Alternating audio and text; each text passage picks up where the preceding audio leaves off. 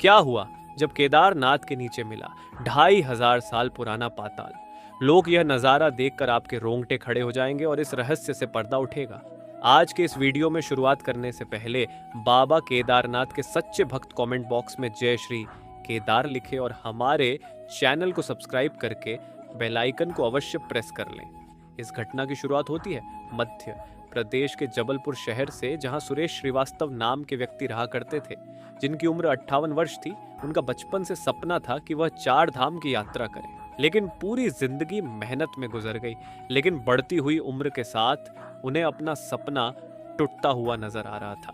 जब उनके सपने के बारे में उनके बेटे राजीव को पता चला तो 1 साल के अंदर जैसे तैसे पैसे जोड़ जोड़कर उसने 80,000 रुपए जमा किए ताकि वह अपने माता पिता को 4 धाम की यात्रा पर भेज सके।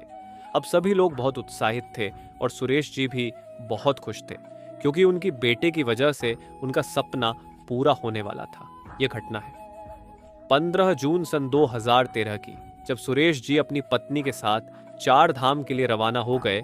लेकिन उन्हें इस बात का अंदाजा नहीं था कि उनके 4 धाम की यात्रा में महादेव उनकी बहुत बड़ी परीक्षा लेने वाले थे।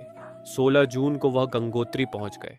उसके बाद यमुनोत्री में भी उन्होंने बहुत अच्छी तरह से दर्शन करके वे लोग केदारनाथ के लिए रवाना हो गए।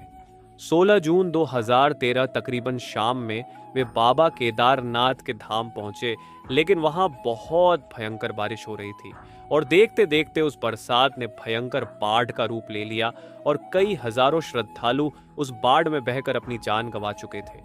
और इसी बाढ़ में सूरज जी की पत्नी भी उनसे बिछड़ गई थी, लेकिन उन्होंने हिम्मत नहीं हारी, क्योंकि वह अपने परिवार से पुनः मिलना चाहते थे और वो एक पेड़ को कसकर पकड़कर उस बाढ़ का सामना अकेले ही करते रहे।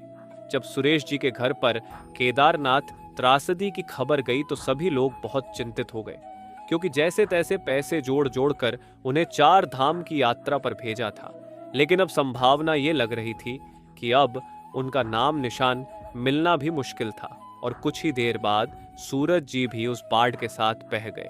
लेकिन वो मन ही मन ओम नमः शिवाय मंत्र का जाप कर रहे थे और देखते देखते वो बाढ़ उन्हें ऐसे स्थान पर ले गई जो वाकई में बहुत भयानक था। वह स्थान देखने में कुछ ऐसा प्रतीत हो रहा था मानो वह जमीन के नीचे का भाग हो और इसी के ऊपर केदारनाथ धाम बसा हो। बाढ़ ने उन्हें ऐसे स्थान पर लाकर छोड़ दिया था जहां पानी तो बिल्कुल भी नहीं था, लेकिन आग की लपटें बहुत भयंकर ज्वाला निकाल रही थी।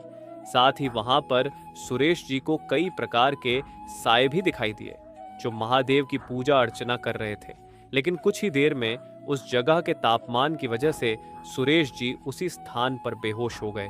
लेकिन अगले दिन जब उनकी आंखें खुली तो एक सरकारी कैंप में मौजूद थे।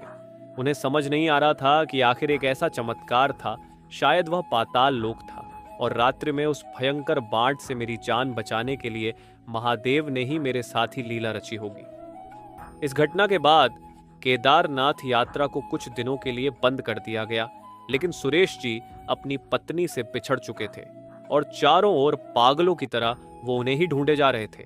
इधर उनके पुत्र राजीव भी अपने माता पिता को ढूंढने के लिए केदारनाथ आ गए थे, लेकिन विडंबना ये थी कि कोई भी किसी को ढूंढ नहीं पा रहा था, क्योंकि वहां का नजारा रोंगटे खड़े कर देने वाला था। तकरीबन 3 दिन के बाद महादेव के चमत्कार से एक सरकारी कैंप में खाना खाते हुए सुरेश जी को उनकी पत्नी आखिर मिल ही गई। वे दोनों पुनः मिल चुके थे। ये महादेव का एक बहुत बड़ा चमत्कार था। इस घटना के बाद भी उन्होंने अपने 4 धाम की यात्रा अच्छी तरह से पूरी करी और पुनः अपने घर लौटे, जहां उनका परिवार जिंदा देखकर बहुत खुश हुआ। वास्तव में ये महादेव का एक बहुत बड़ा चमत्कार था। इस घटना को लेकर आप क्या विचार रखते हैं, हमें नीचे कमेंट बॉक्स में बताइएगा।